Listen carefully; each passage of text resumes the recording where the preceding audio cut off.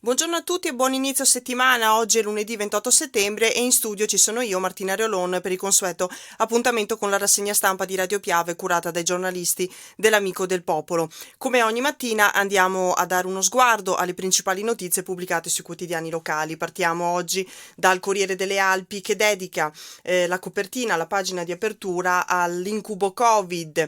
Il titolone cita turismo, inverno, incubo Covid, zero prenotazioni. L'aumento dei contagi all'estero spaventa gli albergatori e gli impiantisti delle Dolomiti. Minella, presidente dell'ANEF, dice tanti dubbi e noi dobbiamo già pensare all'innevamento delle piste. L'approfondimento è di Francesco Dalmas a pagina 12 e poi a pagina 13 vedremo che c'è anche un approfondimento che riguarda la grande percentuale di casi di Covid che stanno interessando il Comelico e la zona del Cadore. Andremo poi a vedere e infatti il titolo di la fotonotizia, la foto di copertina è dedicata appunto alle code al drive-in del Comelico, nuovi focolai in Cadore. Lunghe code ieri al drive-in di Santo Stefano, in tutto 377 le persone sottoposte a tampone, aumenta il numero dei positivi, ieri 18 nuovi casi, apprensione tra San Vito e Pieve. Andremo poi a leggere. Diamo uno sguardo anche a qualche altro lancio dalla prima del Corriere delle Alpi. Per quanto riguarda il tema scuola, docenti, stop ai licenziamenti dei diplomati magistrali, quindi buone notizie. Il Consiglio di Stato ha rinviato i licenziamenti in attesa di una nuova istruttoria. È una tematica di cui si parlava da tempo. E poi ancora, Cortina 2026, data delle Olimpiadi, è fibrillazione tra CIO e CONI sui preparativi per le Olimpiadi, fibrillazioni olimpiche che non allarmano Cortina, il CIO è preoccupato del futuro del CONI, scrive sempre Francesco Dalmas. E ancora a Villa Pat di Sedico una grande vetrina sul lavoro delle malghe, siamo in questo caso a pagina 15 e sempre in ambito di valorizzazione turistica e promozione del territorio dall'anno di Piave nasce il sentiero tra le fontane per valorizzare il territorio. È stato inaugurato ieri il percorso Fontane, l'articolo è a cura di Dante Damin. E a Belluno un locale, un ristorante, un'osteria conosciuta, stiamo parlando di Al Ponte a Borgo Pra, furto con scasso durante la notte all'osteria. Siamo in questo caso a pagina 14. Andiamo quindi subito a pagina 12 12 e 13 per leggere le notizie riguardanti la situazione del Covid, soprattutto nella parte alta della provincia, lunghe code al drive-in di Santo Stefano, ma il focolaio del Comelico si allarga. Ieri l'ULSS 1 ha eseguito 377 tamponi, registrati 9 nuovi casi con un secondo anziano ricoverato in malattie infettive. L'articolo è di Livio Livotto e Paola Dallanese. A Santo Stefano c'è una classica domenica dal clima autunnale con un pallido sole, ma c'è qualcosa di diverso rispetto al solito, una lunga coda di automobilisti che si snoda per centinaia di metri, come si può vedere anche nelle foto per chi ci sta seguendo in video.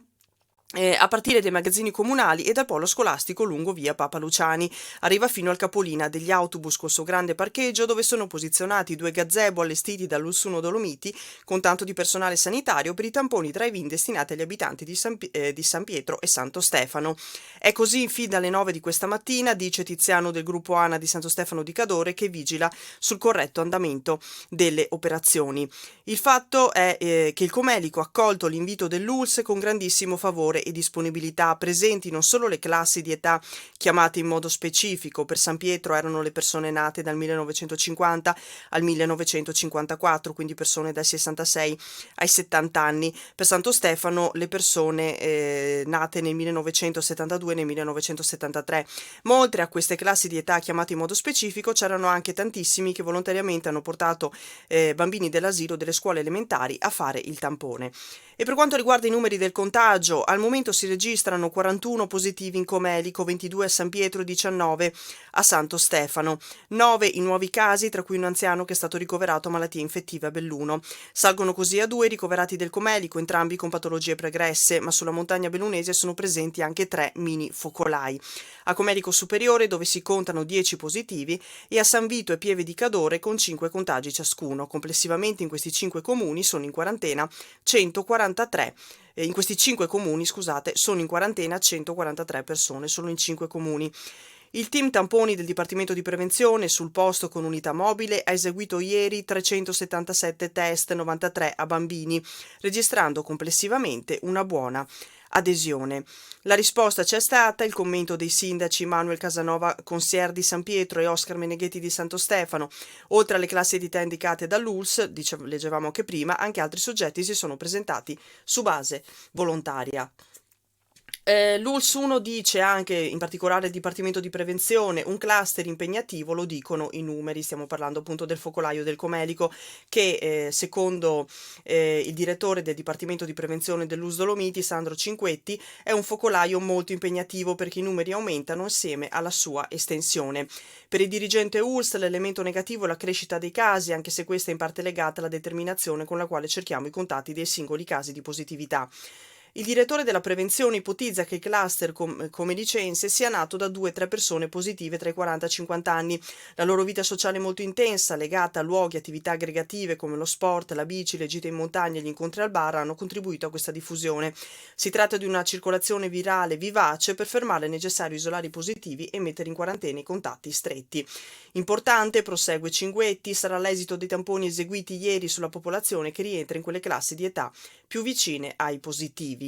L'ULS inoltre dovrà verificare se i casi registrati ultimamente in Cadore siano legati al cluster del Comelico o se siano dei microfocolai autonomi, quindi c'è attesa per i referti dei 377 tamponi.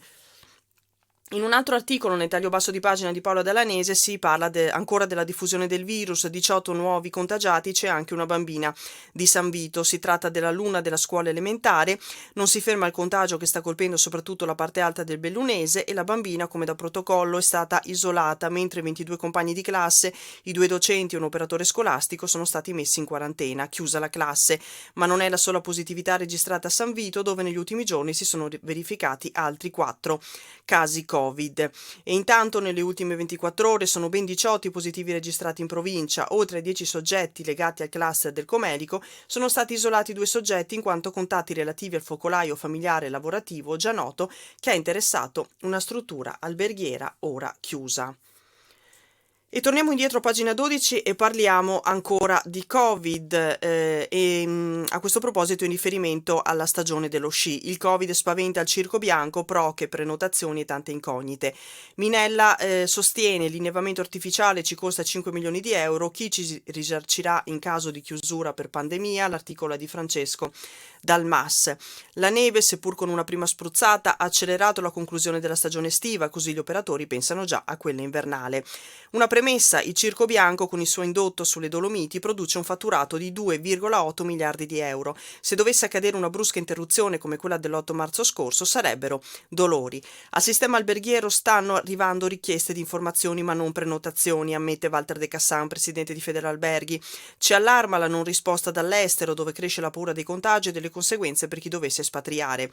Dunque, siccome la clientela straniera rappresenta il 50% dei nostri ospiti e in qualche situazione si arriva pure al 70%, ecco che siamo allarmati.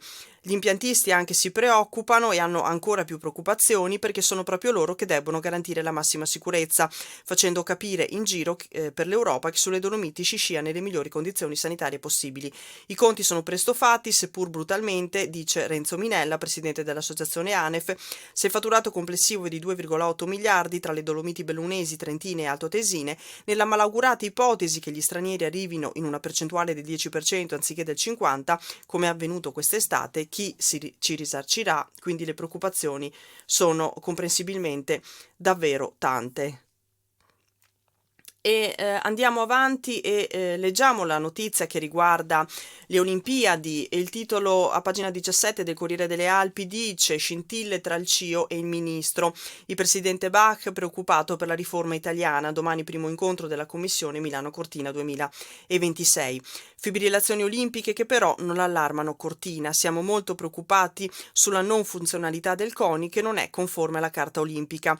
Questo significa che siamo anche molto preoccupati per la preparazione progettazione e l'organizzazione delle Olimpiadi invernali di Milano Cortina 2026. Così ha detto ad Imola il presidente del CIO, Comitato Internazionale Olimpico, Thomas Bach, riferendosi al rischio paralisi del Comitato Olimpico Italiano in relazione all'attuale testo unico di riforma dello sport, che secondo Bach non è conforme alla Carta Olimpica del CIO. Lo ascoltava Giovanni Malagò, presidente del CONI. Capisco che ora il CONI sta cercando un'altra soluzione per riuscire a soddisfare i requisiti minimi, ha insistito Bach. Essere in accordo con la Carta Olimpica e soddisfare appieno l'accordo sottoscritto sulla Carta Olimpica. Speriamo che una soluzione venga raggiunta molto presto, perché Tokyo non aspetta e Milano Cortina nemmeno aspetta. C'è di che preoccuparsi ai piedi delle tofane? Mi auguro proprio di no, risponde il sindaco Gianpietro Ghedina, sindaco di Cortina. Ghedina, l'articolo continua appunto dicendo che Ghedina in queste ore sta perfezionando il saluto che domani darà in inglese a Sari Essayah, finlandese ex iridata di marcia. È lei infatti la presidente del comitato di coordinamento CIO di Milano Cortina 2026, che presiederà in videoconferenza la prima riunione del comitato, cui spetta il compito di verificare come procede la preparazione ai giochi. Cortina, come sottolinea il sindaco Ghedina, insomma, va sul sicuro e spiegherà che anche per quanto riguarda l'impianto più importante da realizzare si è a buon punto con la progettazione.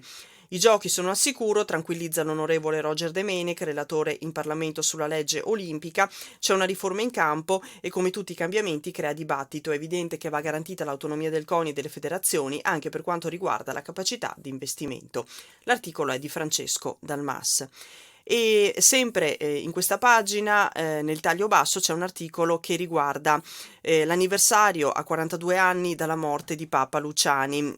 Scrive sempre Francesco Dalmas: a Canale d'Agordo la messa per ricordare Papa Luciani. Nella tarda serata di giovedì 28 settembre, in una camera del Palazzo Pontificio in Vaticano, moriva improvvisamente Albino Luciani, Papa Giovanni Paolo I. Oggi alle 18, nell'anniversario della morte, il vescovo Renato Marangoni ricorderà Luciani nella messa in chiesa a Canale. Di solito la diocesi teneva un pellegrinaggio a Roma per rendere omaggio al Papa del Sorriso presso la sua tomba, ma la pandemia ha impedito che la tradizione venisse ripetuta. La parrocchia di Canale diviene dunque, almeno per un'ora, la Basilica di San Pietro. Andiamo avanti. Quest'altra notizia di cui leggevamo prima un lancio in prima: il mondo dell'istruzione, diplomati magistrali sospesi i licenziamenti fino a fine febbraio. L'ANIEF ha ottenuto questo risultato dal Consiglio di Stato, la referente Rovetto: questi docenti vanno reintegrati, scrive Paola Dallanese. Buone notizie per i diplomati magistrali: il Consiglio di Stato ha rinviato i licenziamenti in attesa di una nuova istruttoria. L'ANIEF, tramite i suoi delegati, è riuscita a ottenere questo risultato, che ha portato all'emanazione di 3 ordinanze cautelari con le quali si chiedono dettagliati chiarimenti al Ministero dell'Istruzione circa la sorte dei docenti con diploma magistrale abilitante depennati dalle graduatorie a esaurimento o licenziati in esecuzione delle pronunce negative del TAR del Lazio. Nel frattempo è sospesa, in favore di tutti i ricorrenti, l'efficacia delle sentenze del rigetto del TAR fino al 26 febbraio. Per la provincia di Belluno sono numeri importanti che riguardano questi diplomati magistrali. Diplomati fino al 2021 infatti avevano la possibilità di essere inseriti nelle graduatorie. Per fortuna al momento sono stati sospesi i licenziamenti. In provincia sono oltre un centinaio gli insegnanti in questa situazione. Per noi è sempre stata illegittima l'espulsione delle graduatorie a esaurimento di chi era stato inserito con diploma magistrale, spiega Lucilla Rovetto, referente provinciale dell'ANIEF. Docenti che per ora continueranno a insegnare aspettando a febbraio una nuova istruttoria che il Consiglio di Stato ha chiesto al Ministero. Cambiamo argomento e parliamo di promozione turistica. Andiamo dall'Anno di Piave nel Feltrino. Nasce il percorso Fontane per valorizzare il territorio. Inaugurato il tracciato che esplora il paese alla scoperta dei luoghi d'acqua. A primavera partiranno nuovi progetti per potenziare la sentieristica. L'articolo è di Dante Damin. Si tratta quindi di questo percorso delle fontane, un nuovo tragitto permanente di 16 km ideato dalla Proloco in collaborazione con l'amministrazione comunale, gli alpini, il gruppo sportivo e altre associazioni locali. L'inaugurazione ieri mattina in Piazza Martiri, con una cerimonia che ha visto il taglio del nastro e lo scoprimento della prima freccia segnaletica. Il percorso ricalca in qualche modo il tradizionale Giro delle Fontane, la camminata tra gli angoli più caratteristici dell'Anno di Piave, caratterizzati dalla presenza dell'acqua, la cui nona edizione avrebbe dovuto svolgersi proprio ieri, ma che a causa della pandemia non è andata in scena. Quindi questo nuovo percorso, quando le cose si fanno con entusiasmo e le associazioni del territorio ci credono e ci crediamo tutti quanti, ne deriva un risultato eccezionale per la nostra comunità, ha detto il sindaco di Alano, Serenella Bogana, per cui penso che il percorso Fontane sia un valore aggiunto per far conoscere il territorio e per capire al tempo stesso l'importanza dell'acqua come fonte di vita. Chiudiamo il Corriere delle Alpi e passiamo al Gazzettino. Già nell'edizione del Nord-Est c'è un titolo che riguarda appunto questa bagarre, se possiamo così definirla, tra CIO e CONI. A rischio Milano-Cortina, titola il Gazzettino, duro scontro tra il Comitato Olimpico e il governo sulla riforma dello sport, non rispetta i nostri principi. Il presidente del CIO, leggevamo prima appunto, affonda la riforma sullo sport, non rispetta la Carta Olimpica e lo stallo sulla legge, il nuovo ordinamento concepito dalla riforma mettono a rischio l'operatività del CONI e del suo segretario generale, quindi anche le chance di medaglie per gli azzurri ai Giochi di Tokyo e l'organizzazione di Milano Cortina 2026. Non solo, il numero uno dello sport mondiale mette anche in discussione l'incontro che il 15 ottobre dovrebbe avere con il ministro Spadafora. La replica del ministro è durissima, nega che sia mai stato programmato un incontro per il 15 ottobre e accusa il numero uno del CIO di non aver nemmeno letto il decreto attuativo, lasciando quindi intendere che possa essere stato Giovanni Malagò, presidente del CONI, a raccontare, storpiandole, le intenzioni del governo. Quindi, secondo il resoconto del Gazzettino, rispetto al Corriere delle Alpi, la situazione pare più preoccupante di quanto appunto scrive il Corriere delle Alpi. A pagina 5, infatti, il titolone: riforma dello sport nel mirino, Olimpiadi l'Italia rischia, il CIO contro Spadafori, adesso la legge si ferma. Bach dice: bozza irricevibile, potreste perdere le medaglie di Tokyo 2021 e i giochi invernali. L'ira del ministro Grillino non ha letto bene, ma la maggioranza potrebbe affossare la delega. L'articolo è di Mauro Conti e appunto si legge nell'articolo quello che dicevamo prima: un affondo del presidente del Comitato Olimpico Internazionale contro la riforma sullo sport e la replica del ministro Vincenzo Spadafora. Mettono al testo una zavorra tale che nemmeno l'auspicato intervento del presidente del Consiglio può far risalire il pelo dell'acqua al decreto attuativo. Un nuovo vertice di maggioranza è previsto per mercoledì, ma gli ostacoli sono tanti e le bordate del presidente del CIO sono solo una parte dei problemi che ha il testo. Andiamo alle pagine che riguardano la provincia di Belluno, all'inserto bellunese del Gazzettino. Comelico, 377 in fila per il tampone. Al prelievo stradale ieri sono stati portati anche 93 bambini. L'ULSS Dolomiti, analizzati i test, deciderà le misure da adottare. In totale nelle ultime 24 ore emerse altre 18 positività, così attualmente in provincia sono salite a 128 unità. Quindi in base anche all'esito dei tamponi fatti ieri, l'ULSS deciderà poi, prenderà dei provvedimenti e sceglierà appunto quali misure adottare per contenere il contagio. E a Belluno, Gaggialante, un operatore è contagiato. Andremo a leggere adesso l'articolo. Ancora un altro lancio, una tragedia in vetta: papà di 3 bimbi giù per 50 metri, vittima il 42enne Paolo Ambroso, morto sul Monte Cavallo ma partito dal Alpago. Quindi una notizia tragica, una vera e propria perdita, una famiglia distrutta. Papà di 3 bimbi giù per 50 metri, lascia appunto la moglie e 3 bambini. E ancora i ladri in azione all'Osteria al Ponte. Leggeremo qui sul Gazzettino la notizia di cui abbiamo visto prima il lancio sul Corriere delle Alpi. A Feltre sono stati festeggiati i 70 anni del gruppo Alpini a Ana Cauriol. E in Sala De Luca, siamo in questo caso a Belluno, la nuova sede dei maestri di sci. Ora andremo a leggere. La foto di copertina è dedicata al Trail de Nevegal, che è stato un successo. In 330 ieri alla partenza con la mascherina, poi tutti liberi in una competizione che ha goduto anche di condizioni meteo eccezionali. La scalata della Grava ha visto un super Daniel Antonioli in azione. Andiamo all'interno. Leggiamo subito le notizie che riguardano la tematica Covid. L'ULSS avvisa: dopo l'esito valutiamo altre misure. Lo abbiamo letto prima. L'esito dei 377 tamponi di ieri sarà decisivo per decidere che cosa fare in Comelico e in Cadore per limitare il contagio.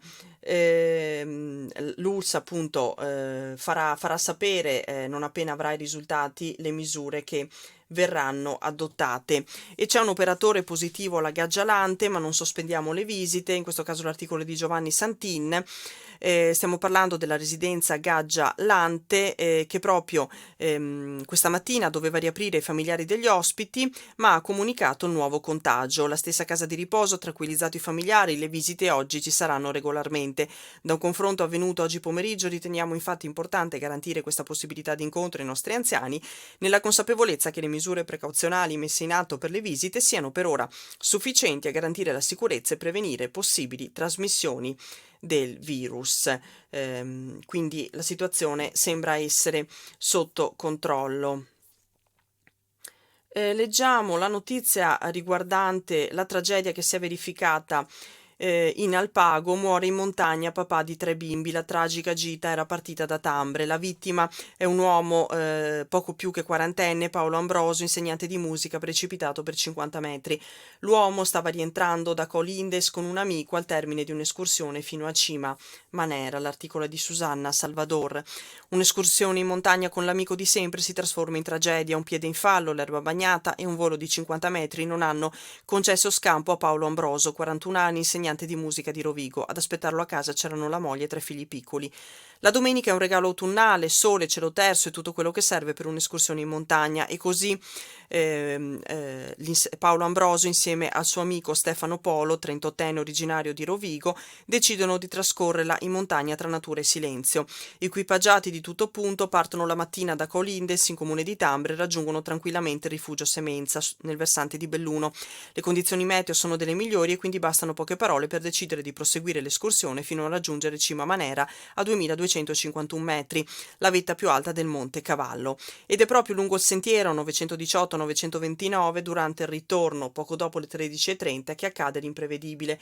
Camminando lungo il passo alpino della Forcella Palatina, dall'anello dell'Alta Via del Rondoi, in località Piancavallo. Il sentiero tra i costoni è stretto, Paolo Ambroso mette per sbaglio il piede sul bordo ricoperto di erba bagnata e scivola, perde l'equilibrio e cade, precipita per una cinquantina di metri sui costoni rocciosi fino al ghiaione, sotto gli occhi atterriti dell'amico che raggiunge velocemente il compagno e tenta di rianimarlo, guidato al telefono dagli operatori del NUEL del 112. Nel frattempo la visibilità nella zona è peggiorata, c'è la nebbia che impedisce la visuale, tocca quindi al velivolo partito da Pieve di Cadore decollare, mentre la squadra SAF di terra dei Vigili del Fuoco di Pordenone, assieme a un volontario del soccorso alpino, si porta fino all'elisuperficie per un consulto con il medico presente sul posto.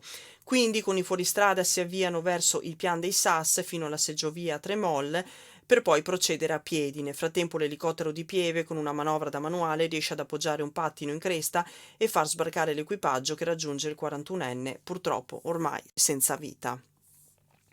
Un'altra vicenda che riguarda sempre incidenti in montagna. Sorpresi dalla tormenta in Comelico, così l'ho salvata. Sono arrivato a doverle gridare in faccia con tutta la rabbia e la voce che avevo in corpo per riuscire a spronarla, a tenerla vigile. Vederla gattonare, arrancare a terra mentre da ora avevo sulle spalle i suoi 3 zaini e il corpo esamine della sua cagnetta è stata un'immagine che non dimenticherò. È ancora scosso ma lucidissimo e in perfetta salute Alberto Soldà, il 27enne di Mogliano, che venerdì sera sulle montagne tra il Comelico e l'Austria si è trovato a vivere un'esperienza al limite della sopravvivenza. È una notizia che abbiamo dato anche nei giorni scorsi, non la sua visto che ne è uscita incolume, ma quella della 32enne conoscente bresciana che dal bellunese aveva deciso di affrontare la salita fino a un rifugio austriaco per passarvi 3 giorni. E in montagna l'essere impreparati è letale, purtroppo ancora tanti, troppi non se ne rendono conto, spiega il 27enne. Quello che è successo deve essere di lezione. L'uomo è riuscito a salvare infatti la donna. Dopo il ricovero in ospedale ieri è tornata a casa nel bresciano. E una testimonianza, come si legge nell'articolo, di quanto sia importante andare in montagna preparati, di non sfidare la montagna, di non affrontare percorsi che vanno oltre le proprie possibilità e la propria preparazione. Torniamo indietro e cambiamo argomento.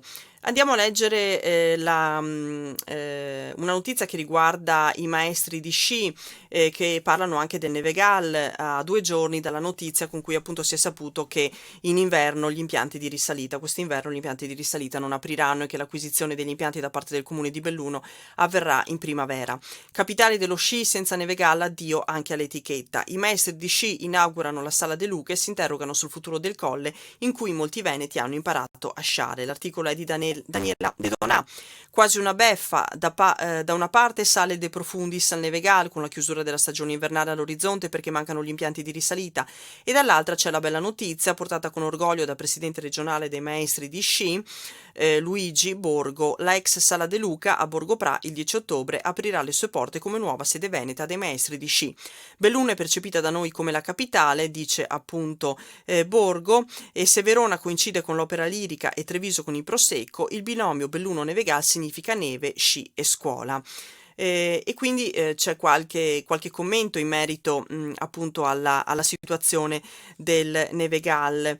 Che appunto i maestri di sci si interrogano sul futuro del colle in cui molti veneti hanno imparato a sciare. L'appuntamento per l'inaugurazione a Borgo nella Sala De Luca è per il 10 ottobre, la nuova sede ospiterà la categoria dell'intera regione. Il Collegio dei Maestri di Sci del Veneto vuole ancora credere nella soluzione che farà riaprire gli impianti del Nevegal. Noi a collaborare ci siamo, conclude Borgo, ricordando che ogni inverno sono 5.000 i bambini e i ragazzi che, anche grazie ai corsi organizzati dagli istituti scolastici, iniziano sulle piste del colle a mettersi ai piedi gli scarponi. Nel taglio basso di pagina c'è un articolo di Alessia Trentin che parla dell'assalto all'osteria al Ponte, bottino magro ma danni ingenti. Buttata giù a spallate la porta, ladri in fuga con pochi spiccioli. 1, 2, 3 spallate, la porta si è aperta, nessun problema con l'allarme, era fatalmente spento e il fondo cassa a facile portata di mano ha permesso di terminare tutto in pochi minuti. Dopo le 4, prima delle 6:30, nel buco tra il passaggio del vigilante della Securitalia e l'arrivo della madre per le pulizie della domenica mattina. Qualcuno ha rubato il fondo cassa a Massimo Bortoluzzi dell'osteria al Ponte a Borgo Pra. È stato un risveglio pesante. Me lo sentivo che qualcosa sarebbe successo a breve, ripeteva ieri. Pochi giorni fa ragionavo con amici e mi ero reso conto di come in 10 anni di gestione del locale non avessi mai avuto eventi particolarmente spiacevoli. Me la sono chiamata, si dice in questi casi, o no? Fato sfortuna o caso, fatto sta che oggi la porta è rappezzata con chiodi e fascette perché dopo le spallate dei malviventi non si chiude più.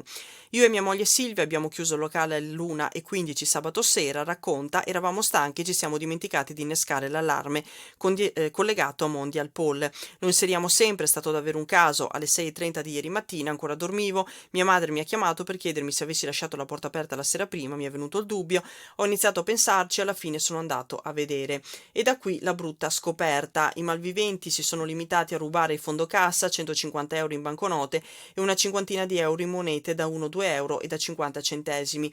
I pezzi più piccoli no, li hanno lasciati lì e non si sono spinti a cercare altro. Per questo oggi Bortoluzzi ha ristretto il cerchio dei possibili responsabili. Non sono ex dipendenti e non sono clienti del locale, spiega, perché chi frequenta il posto vede dove metto la moneta, ci sono rotolini di monete del valore anche di 150 euro. Inoltre non hanno preso con sé nemmeno il barattolo con le mance, dove oltre alla moneta c'è anche qualche pezzo da 10 euro. Leggiamo un altro paio di notizie prima di chiudere l'appuntamento di oggi. Andiamo nello specifico con una notizia leggera che riguarda la festa a Villa Pat, un successo, tanti per i sapori d'autunno. Parliamo della rassegna organizzata dalla Proloco a Sedico che ha proposto prodotti della terra bellunese, formaggi a gordini in gara e mostre dedicate ad animali e macchine agricole. L'articolo è di Egidio Pasuc. Ha riscosso un grande successo anche quest'anno nonostante l'emergenza Covid. La mostra di Villa Pat. Sedico ha lanciato la mostra mercato denominandola Colori, sapori e profumi d'autunno, ma il cambio di nome non ha comportato anche un cambio di contenuti, non è venuto meno l'interesse del grande pubblico. Nonostante l'obbligo di applicare precisi protocolli anti-Covid, spiega il presidente della Proloco, Claudio Mezzacasa, il pubblico è accorso comunque numeroso. E un'altra notizia, ci spostiamo in questo caso a Colle Santa Lucia, parliamo di chiesa locale, Don Renato è parroco, ieri l'entrata in pace, la presentazione durante la messa da parte del vescovo. Stiamo parlando di Don Renato Tasso, sacerdote salesiano, che è il nuovo parroco di Colle Santa Lucia, Selva di Cadore e Pescul. A sancirlo ufficialmente ieri la cerimonia di insediamento presieduta dal vescovo Monsignor Renato Marangoni. Una nomina temporanea, le comunità lo sanno già, di circa un anno, un periodo questo che servirà ai religiosi della diocesi di Belluno-Feltre per rafforzare quel percorso di compartecipazione avviato già da qualche tempo e che è destinato a sfociare in preti condivisi. Immancabile un pensiero ricco di affetto all'ex parroco Don Gabriele Bernardi, venuto a mancare per un improvviso malore lo scorso 31 maggio, a cui le tre comunità si erano profondamente legate. L'articolo è di Raffaella Gabrielli. E con questo articolo chiudiamo appunto l'appuntamento di oggi con la rassegna stampa. Vi aspettiamo puntuali domattina alle 8:30 sulle frequenze di Radio Piave e poi, poco dopo, in video sulla pagina Facebook dell'Amico del Popolo. Seguiteci, seguite le notizie che pubblichiamo sul sito www.amicodelpopolo.it. Intanto buon inizio settimana a tutti, una serena giornata, un buon lunedì e ci vediamo prestissimo. Grazie, arrivederci.